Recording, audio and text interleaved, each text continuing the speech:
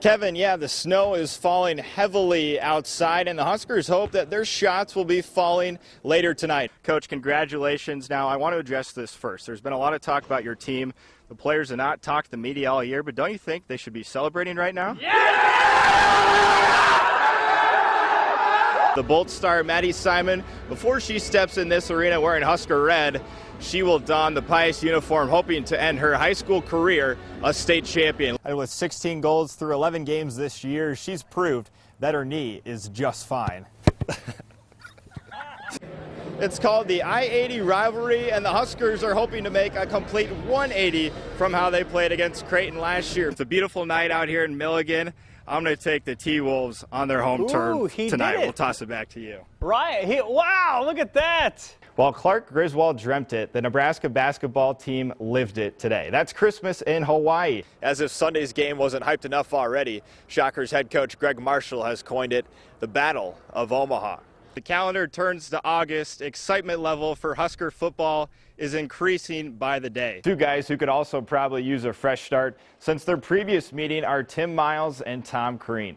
The 2016 Big Ten Media Days has a feeling to it unlike any other in recent memory. From start to finish, Wyatt Mazur was a one-man wrecking crew for Boone Central Newman Grove as the Cardinals send out head coach Arnie Johnson in emphatic fashion. 1 week into the Huskers fall camp, at this time last year, the concern on the defensive side of the ball was the depth at linebacker. Now the concern is the depth on the D-line, but defensive coordinator Mark Banker emphasized today how far that group has come since last year. Sutton's Noah Johnson was going to get the ball 30 or 40 times. I don't think anyone expected 57 carries, but The kid is an absolute machine. Very, very cool to see that he is third in the nation in rushing. And of course, Drew, last year Calvin Strong eclipsed the 3,000-yard mark, broke the state record. Johnson's on pace to do it. As long as Sutton gets 1 or 2 playoff games, he'll probably do it. Doug Kaltenberger left coaching with 5 state tournament appearances at Lincoln Southwest. As 10/11's Ryan Mix reports, his presence may now be even greater for the Silverhawks while watching from beyond the dugout. For 13 seasons, Doug Kaltenberger was Southwest baseball. He was the school's first and only head coach, building a program from the bottom up. The last year and a half, Kaltenberger has faced a challenge infinitely more difficult, building his health back from the bottom up. It's always in the back of your mind, you know, that I'm lucky to be here. Kaltenberger, or Coach K as he's often referred to, was diagnosed with acute myeloid leukemia, a type of blood cancer, in September of 2014. It hit me and the baseball family really hard. He's a great guy, and you ask yourself, why him? 5 months later, just like the result Coach K oftentimes had on the diamond, he won. He beat cancer and was ready to coach again. Using Coach K as an inspiration, wearing these shirts under their jerseys for every game, Southwest tied their best finish in school history, reaching the final day of the state tournament.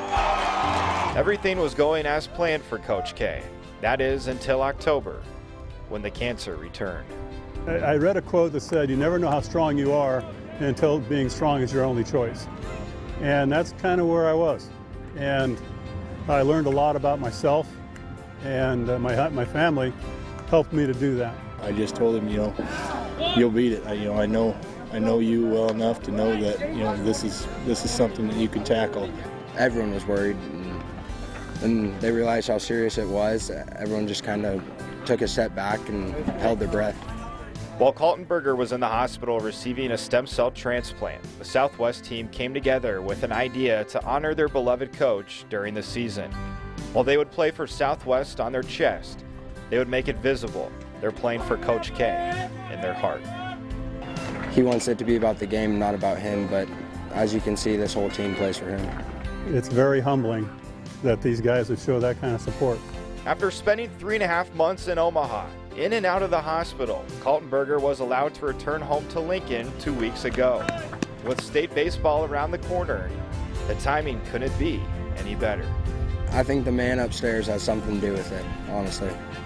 He made a great recovery, and I can't think of a better person to have in the stands while we finish off the season.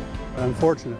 I have a very supportive family and people that surround me, and I'm happy to be here. Ryan Mix reporting. Coach K plans on being at Sherman Field tomorrow. That's when Lincoln Southwest begins district play at 5 p.m. 10-11's Ryan Mix has the story of a local baseball standout who found an unlikely friendship during his senior year of high school. Byron Hood and Jacob Zenneker's friendship began like many friendships do, with a laugh. He pretty much brightens my day every time I see him because he'll crack a joke or say something to make me laugh.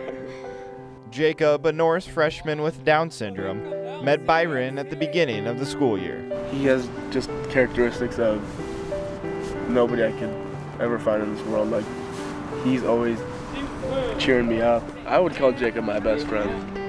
Would you call me your best friend? I your best bud.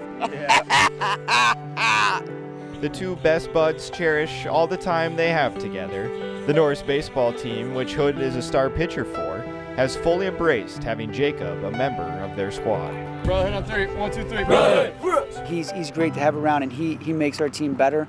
And we always talk to him. The kids always recognize him, always give him knuckles, always give him a high five, you know. And so it's pretty cool to see. He is a very happy kid every day, but he's especially excited about baseball days. It's a big deal for him, and it's a joy to see him getting ready. Norris has had a lot of success on the diamond, so on the rare occasion when things aren't going quite so well for the Titans, Jacob is always right there to instantly lighten the mood. I walked a guy and he goes, from the dugout, he yells, "Come on, troublemaker, throw strike." And I heard that, I turned around, laughed, looked over at him, and he was over there chuckling. With less than 1 month remaining until the state baseball tournament, Byron and Jacob know their time together in the dugout is coming to an end. Even if Norris does repeat as Class B state champions, when reflecting back, it's his friendship with Jacob that Byron says he'll cherish the most. It's definitely the highlight of my high school career. I've always wanted something like this to happen, but nobody's ever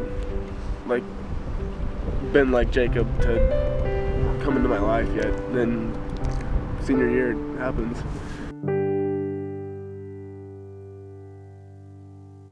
That was Ryan Mix reporting. Hood will graduate this spring and then join the Nebraska baseball team. As for Jacob, he plans to remain a part of the baseball program at Norris. He says he will still wear number 12 in the years to come.